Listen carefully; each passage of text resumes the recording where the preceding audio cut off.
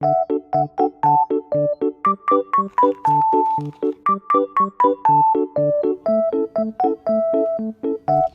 Hey everyone, आज मैं करने लगी हूँ कैनवासेस के ऊपर पेंटिंग। सबसे पहले तो सॉरी, मैं इतने अरसे के बाद वीडियो अपलोड कर रही हूँ, बट बिलीव मी आज की वीडियो बहुत ज़बरदस्त है।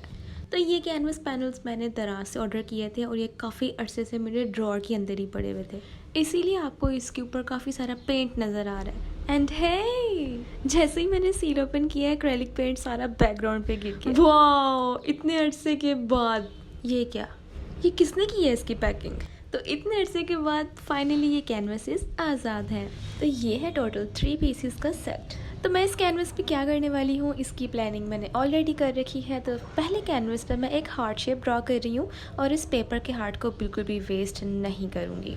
एंड गेस व्हाट, मैं यूज़ करने वाली हूँ फोम क्ले। मुझे पता है ये आप सबकी फेवरेट क्ले है और ये इंतहाई सस्ती भी आती है। तो मैंने सोचा क्यों ना पहले कैनवस पे आज इसी का यूज़ करके एक खूबसूरत सा आर्ट पीस बनाया जाए। बिलीव में ये आइडिया जब मुझे आया, मैं इतना खुश हुई थी ना, और मेरा दिल चाह था कि मैं फटाफट से इसके ऊपर काम स्टार्ट कर दूँ। सबसे पहले इस क्ले की एक लंबी सी स्ट्रिप कटिंग करने के बाद इस पेपर हार्ट के ऊपर अटैच कर दूंगी और इसकी एक्स्ट्रा एजेस को रिमूव कर दूंगी। मैंने नाइफ़ का यूज़ किया है इस क्ले को कट करने के लिए और अब ये लिप्स बन गए हैं और अब मैं इसके ऊपर अटैच कर रही हूँ। आई मीन डायरेक्ट इसको कैनवस के ऊपर लगा रही हूँ। और नेक्स्ट कलर है ऑरेंज। ऑरेंज कलर को अच्छे से रोल करके इसकी लंबी सी स्ट्रिप काट के इस पेपर के हार्ट के ऊपर अटैच कर दूंगी और इसके रफ एजेस को रिमूव करने के बाद दोबारा से कैनवस के ऊपर अटैच कर दूंगी। बहुत सफाई से काम होना चाहिए। ये गंदी बची क्ले कब आगे चिपक गई मैंने देखा ही नहीं। थोड़ी सी भी क्ले यहाँ से वहाँ चिपक गई तो समझो पूरा आर्ट पीस बर्बाद। आई थिंक आप लोगों को थोड़ी थोड़ी समझ आ रही है कि मैं यहाँ पे क्या कर रही हूँ। मैं सिंपली हर कलर की क्ले को रेनबो पैटर्न में ले रही हूँ और उसकी लंबी सी स्ट्रिप कटिंग करके इस कैनवस के ऊपर अटैच करती जा रही हूँ।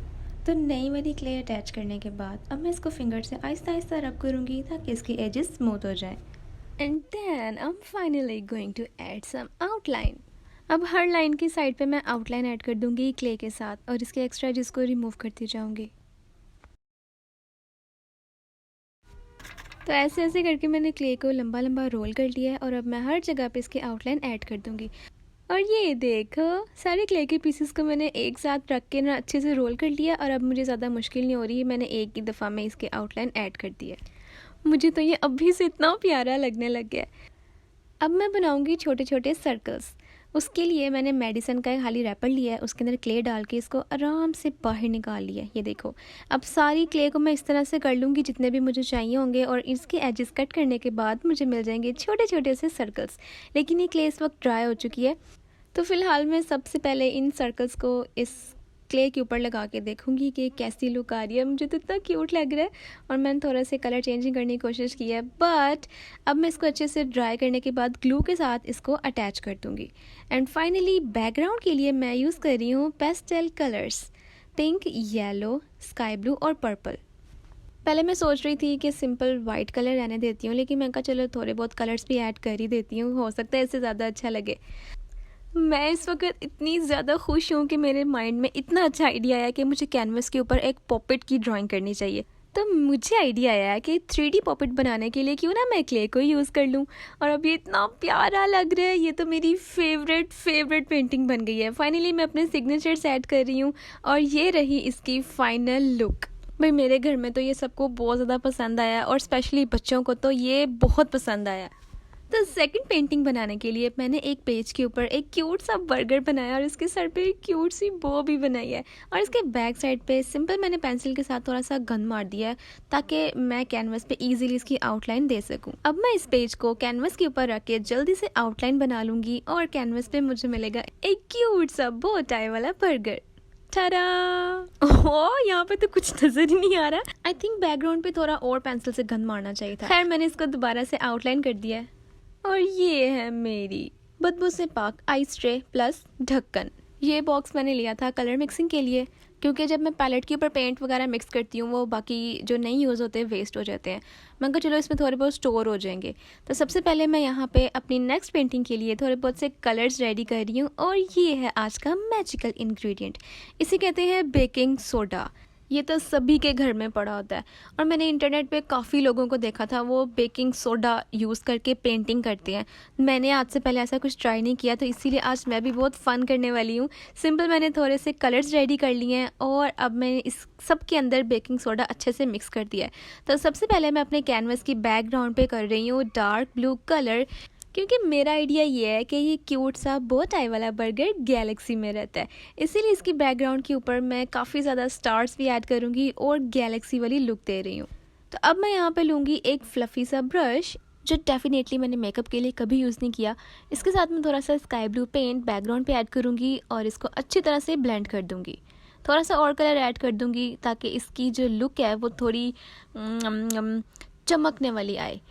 तो अब मैं सिंपली एक क्ले वाला टूल यूज़ करूँगी और इसके साथ ये बेकिंग सोडा मिलाए कलर्स को इस बर्गर के ऊपर आराम से अप्लाई करती जाऊँगी। कुछ कलर्स मुझे थोड़े से थिक लगे थे तो उसके अंदर मैंने पानी शामिल कर दिया, और जो कलर्स मुझे थोड़े से ज़्यादा बेकिंग सोडे से भरपूर लग रहे थे उसके अंदर मैंने थोड़ा सा और पेंट मिला दिया था। तो बिल्कुल अच्छी सी कंसिस्टेंसी बनाने के बाद अच्छी तरह से मैंने इस बर्गर के ऊपर ये सारा बेकिंग सोडे वाला पेंट लगा दिया। वैसे ये अच्छा है, मज़ा आ रहा है इसको करते हुए, लेकिन यहाँ मैंने एक बात नोट की है, जिस कलर के अंदर मैंने थोड़ा सा पानी ज़्यादा मिला दिया था वो ड्राई होने के बाद उसमें काफ़ी बड़े बड़े से क्रैक्स आ गए। आप लोगों को साफ़ नज़र आ रहा होगा, और ये जो पिंक कलर है इसमें क्रैक्स नहीं आए क्योंकि ये बिल्कुल अच्छी तरह से मिक्स हो गया था। एंड फाइनली बैकग्राउंड पे छोटे छोटे से प्यारे प्यारे स्टार्स ऐड करने के बाद ठड़ा, कितना सोना लग रहा है। मुझे तो ये पेंटिंग बहुत ही ज़्यादा प्यारी लग रही है। आई थिंक गैलेक्सी के अंदर बर्गर की ड्राइंग करना एक अच्छा आइडिया है। तो फाइनली मैं इसके ऊपर भी सिग्नेचर्स ऐड कर रही हूँ और आपने मुझे कमेंट करके बताना है कि आपको ये कैसा लगा। और ये रहा आज का थर्ड एंड लास्ट कैनवस। पहले वाले दो तो मेरी नज़र में काफ़ी अच्छे बने हैं, अब ये पता नहीं कैसा बनता है। टेक्सचर चेक करो ज़रा इसका। तो पहले मैं इसके ऊपर एक सिंपल सी स्केचिंग कर रही हूँ। यह है एक ट्री, कितना डरावना लग रहा है। ये भूतिया दरख्त देख के मुझे तो वो कार्टून याद आ गया जो कहता है पत्थर लौटा दो वरना मेरा श्राप लगेगा। तो दोस्तों ये है मेरे पास प्लास्टिक के ग्लास। रुको ज़रा मैं इसको ठीक करके रख दूँ। और ये हैं ढेर सारे टिश्यू पेपर्स। ओह, क्यों चीज़ें गड़बड़ कर रही हैं। खैर अब मैं क्या करूँगी, दोबारा से सब सेट करके रख दूँगी। और अब मैं टिश्यू पेपर को कट कर रही हूँ सीजर्स के साथ। ये आइडिया मेरे पास पता कहाँ से आया है, इंटरनेट से, जो कि हर किस्म के फसाद की जड़ है। मैंने लोगों को देखा कि वो लोग टिश्यू पेपर के साथ पेंटिंग बना रहे हैं और इस चक्कर में मैंने भी काफ़ी ज़्यादा टिश्यू पेपर्स पर बात करने का सोचा, और हुआ ये है कि ये लकड़ियों की स्टिक्स लग रही हैं। पता नहीं, मैंने जब से ये तीसरा कैनवस निकाला है ना, तब से हालात मेरे कंट्रोल में आ ही नहीं रहे, कोई ना कोई गड़बड़ होती ही जा रही है। तो मैंने सोचा है सीजर्स को मैं यूज़ नहीं करूँगी और सिंपल एक एक टिश्यू पेपर लेके उसे खोल के उसको हाथ के साथ छोटे छोटे टुकड़ों में डिवाइड करती जाऊँगी। मेरी मामा मुझे पास खड़ी होकर देखी जा रही हैं और वो देख रही हैं कि क्या मैं फजूल गंद डाल रही हूँ, कितना टाइम वेस्ट कर रही हूँ मैं अपना। वाह वाह वाह। लेकिन है मैंने भी हंस हंस के टिश्यू पेपर के छोटे छोटे टुकड़े कर दिए और मैं एक बाउल लेके आई हूँ किचन से, और इसके अंदर मैं सारे टिश्यूज़ को ऐड करूँगी क्योंकि मुझे इसका एक थिक सा मिक्सचर बनाना है जैसे बाकी सब लोग बनाते हैं। वाह कितना सॉफ्ट लग रहा है, ऐसे लग रहा है मैं नरम नरम बादलों के साथ खेल रही हूँ। ये है मेरी महंगी सी थक्कड़ ग्लू, 300 रुपये की मैं लेके आई हूँ, लेकिन ये आज तक मेरे किसी काम नहीं आई। ये सिवाय पेपर के किसी चीज़ को नहीं चिपकाती, तो इसीलिए आज मैं इसको ढेर सारा यूज़ कर रही हूँ ताकि इसने जितना इस्तेमाल होना यहीं पे हो जाए, ख़त्म ही हो जाए बेशक, मुझे कोई मसला नहीं है क्योंकि इसने और मेरे किसी काम नहीं आना। निकम्मी तरीन ग्लू है ये है मेरा बचपन का ब्रश, पता नहीं किसने ला के दिया हुआ है, और इसी के साथ मैं पेंटिंग्स करती थी। और इसकी बैक साइड से अब मैं इस टिश्यू पेपर के मटेरियल को अच्छे से मिक्स करूँगी और मैं साथ थोड़ा थोड़ा सा पानी ऐड करती जाऊँगी। और देखो ये श्रिंक होकर कितना थोड़ा सा लग रहा है।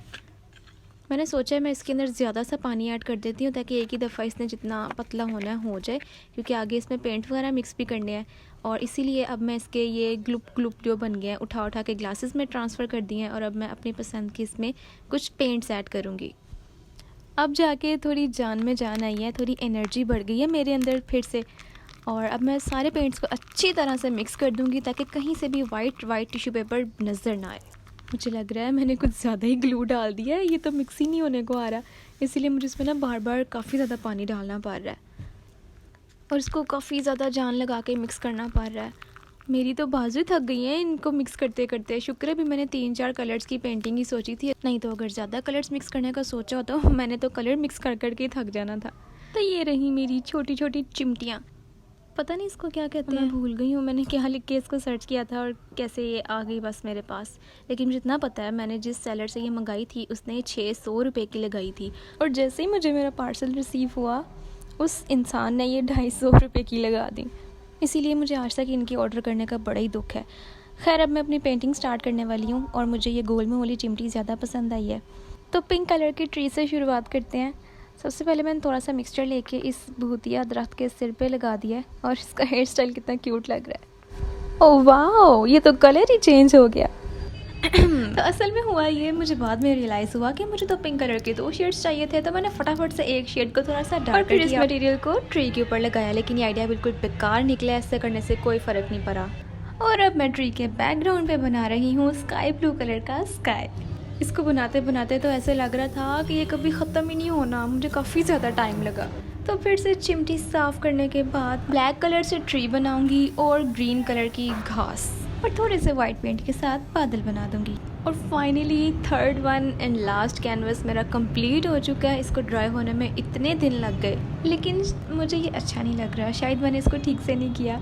तो बाकी की जो 2 पेंटिंग्स थी वो मुझे बहुत ज़्यादा अच्छी लगी हैं, और मुझे लग रहा है कि आप सबको भी पॉपेट वाली ज़्यादा अच्छी लगी होगी और उसके बाद बर्गर वाली। खैर, मैंने ट्री वाली को फ्रेम से निकाल ही दिया। And thank you so much for completing 6000 subscribers. Video अच्छी लगी हो तो चैनल को जल्दी से सब्सक्राइब करो और मुझे कॉमेंट करके बताओ कि आपको पॉपेट ज़्यादा अच्छा लगा कि बर्गर।